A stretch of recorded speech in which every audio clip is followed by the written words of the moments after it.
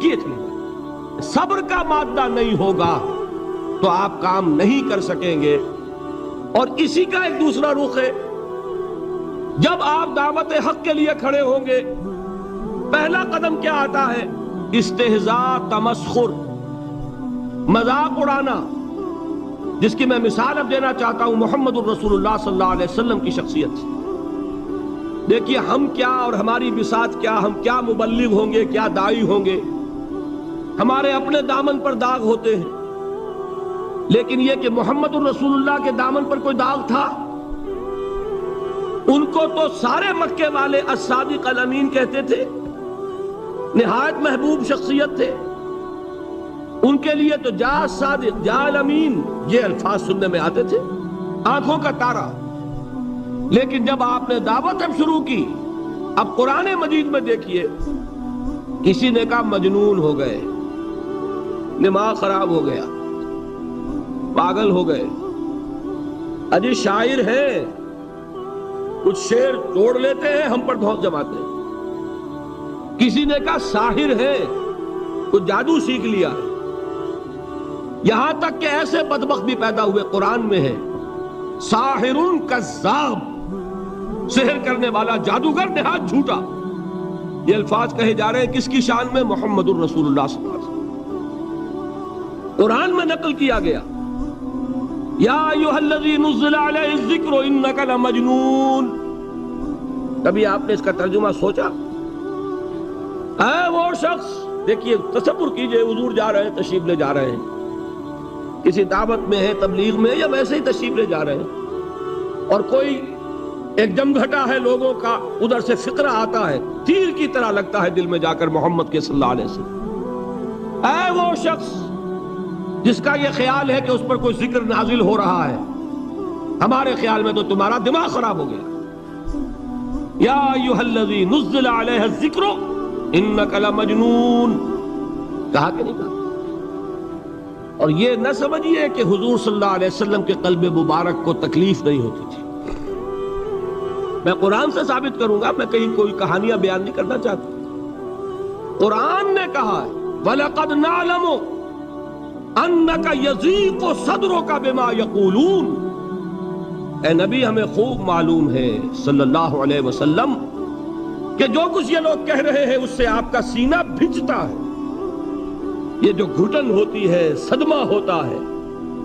انک یضیق صدرک بما یقولون، ہمیں خوب معلوم ہے کہ جو کچھ یہ باتیں آپ کو سننی پڑ رہی ہیں، یہ کڑوی کسیلی باتیں، یہ جو فقرے چست ہو رہے ہیں، استہزاء ہو رہا ہے، تمسخر ہو رہا ہے۔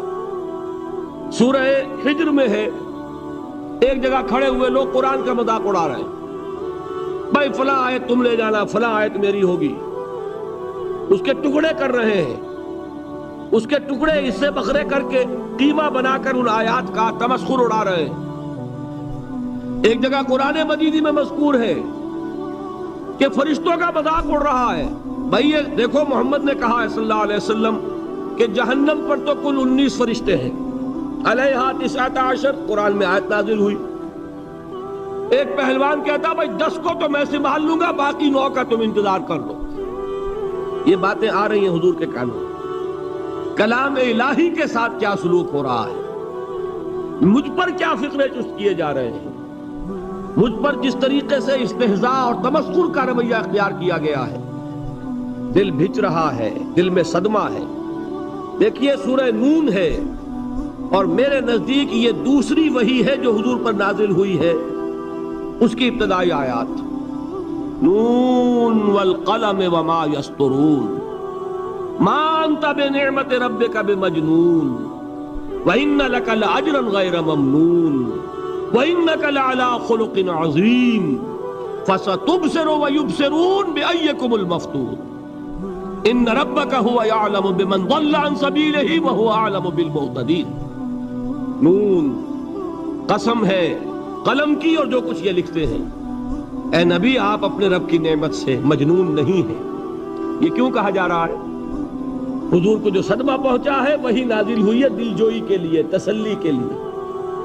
آپ کیوں برا منا رہے ہیں؟ اے نبی آپ کیوں صدمہ اور رنج اور اندوہ محسوس کر رہے ہیں؟ ان بدبختوں کے کہنے سے کوئی آپ مجنون ہو جائیں گے؟ مانتا بے نعمت رب کا بھی مجنون وَإِنَّ لَكَ لَأَجْرًا غَيْرَ مَمْنُونَ، آپ کو جو یہ صبر کرنا پڑ رہا ہے، آپ کو جو یہ جھیلنا پڑ رہا ہے، اس کی وجہ سے آپ کو وہ اجر ملے گا جس کا سلسلہ کبھی منقطع نہیں ہوگا۔ وَإِنَّكَ لَعَلَىٰ خُلُقٍ عَظِيمٍ، اور اے نبی آپ تو خلق عظیم کے حامل ہیں۔ آپ کا اخلاق، آپ کا کردار، آپ کی سیرت، آپ کی شخصیت میں طہارت، نفاست، پاکیزگی، آج تک دنیا نے کوئی پاگل، کوئی مجنون ایسا بھی دیکھا؟ یہ ساری باتیں اللہ تعالیٰ حضور کی دلجوئی کے لیے فرما رہے ہیں۔ اس سے آپ اندازہ کیجئے کہ کتنا صدمہ ہوتا ہوگا۔ یہی ہے، اس ساری چیز کو جمع کیجئے تو یہ چیز کیا ہے؟ وَاصْبِرْ عَلَىٰ مَا يَقُولُونَ وَاهْجُرْهُمْ هَجْرًا جَمِيلًا، صبر کرو اے نبی، صبر کرو اے محمد صلی اللہ علیہ وسلم، جھیلو اور برداشت کرو اس پر جو یہ کہہ رہے ہیں۔ اچھی طرح نوٹ کیجئے یہ بات، ذرا سیرت ہی کا سمجھ لیجئے، آج ایک بیان ہو جائے گا۔ یوں سمجھیے جب حضور نے یہ کہا کہ مجھ پر وحی نازل ہوئی، فرشتے سے ملاقات ہوئی، تو اب وہ چہمے گوئیاں شروع ہو گئی، معلوم ہوتا دماغ خراب ہو گیا۔ دیکھیے ہم نہیں کہتے تھے یہ جا کے غار حرا میں بیٹھتے ہیں، کئی کے دن رہتے ہیں، بھوکے رہتے ہیں، وہ خشکی چڑھ گئی نا آخر۔ یہ جس طرح کی باتیں دنیا میں آج ہوتی ہیں اسی طریقہ کی باتیں ہوتی تھی۔ عتبہ ابن ربیعہ ایک مرتبہ آتا ہے، کیونکہ قریش کے بڑے لوگوں میں سے تھا، تو قریب آ کر بڑی اپنائیت کے ساتھ، بڑی شفقت کے ساتھ، بڑے بزرگانہ انداز میں کہتا ہے، بھتیجے، حضور سے، بھتیجے اگر واقعی کسی بد روح کا سایہ ہو گیا ہے تم پر، وہ آسیب آ گیا ہے تو مجھے بتا دو، میرے بہت سے عاملوں سے تعلقات ہیں، میں کسی کو بلا کر یہ تمہاری بدروح دور کر دوں گا۔ اب آپ سوچئے کیا بیتی ہوگی حضور کے دل پر۔ یہ وہ کیفیات ہیں، اور یہ نوٹ کر لیجئے 4 برس تک یہی شکل رہی ہے۔ مخالفت اسی نوع سے ہوئی ہے جس کو کہتے ہیں فزیکل پرسیکیوشن، جسمانی تشدد، وہ پہلے 4 سال نہیں ہوا۔ اس کی وجہ کیا ہے کہ در حقیقت جب بھی کبھی کوئی ایسی دعوت اٹھتی ہے، اب مجھے اجازت دیجئے میں ایک لفظ انقلاب یہاں استعمال کر لوں، انقلابی دعوت۔ کل میں نے کہا تھا نا، ایک ہوتی ہے خالص مذہبی تبلیغ، ایک ہوتی ہے انقلابی تبلیغ۔ مذہبی تبلیغ کی سب سے بڑی مثال عیسائیت کی تبلیغ، اور انقلابی تبلیغ کی سب سے بڑی مثال اشتراکی تبلیغ۔ میں باہر سے مثالیں دے رہا ہوں، اندر سے نہیں دینا چاہتا۔ آگے یہ کہ یہ قدر گفتیں، باقی فکر کن۔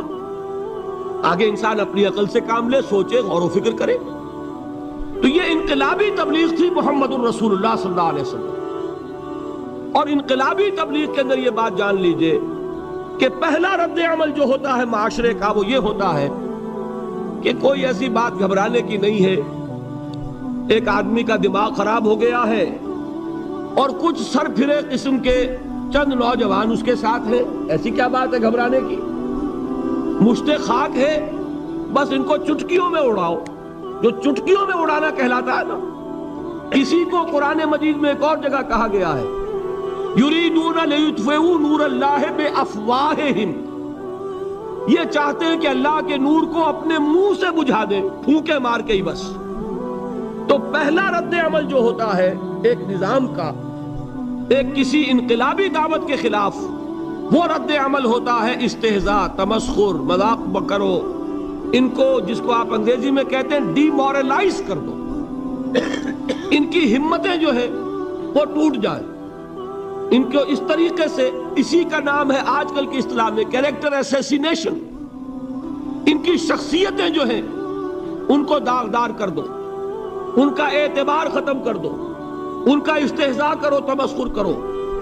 اور یہ میں آپ سے عرض کر رہا ہوں اس وقت ایک گونا فخر کے ساتھ اور اللہ تعالیٰ کا شکر ادا کرتے ہوئے کہ میں نے جو کام بھی کیا ہے اس وقت پاکستان میں، آپ نے اخبارات میں دیکھا ہوگا، بڑا دقیانوسی مولوی ہے، بیگمات کا رد عمل جو ہوا وہ آپ کے علم میں ہوگا، بڑے جو یہ جدید ہمارے روشن خیال قسم کے جو صحافی ہیں، اگر کہیں آپ نے پڑھا ہو جس طرح استہزاء ہوا ہے، جس طرح مذاق اڑایا گیا ہے، جو الفاظ استعمال کیے گئے ہیں، وہ میرے نزدیک بہت بڑی سند ہے جو اللہ کے ہاں جا کر پیش کروں گا۔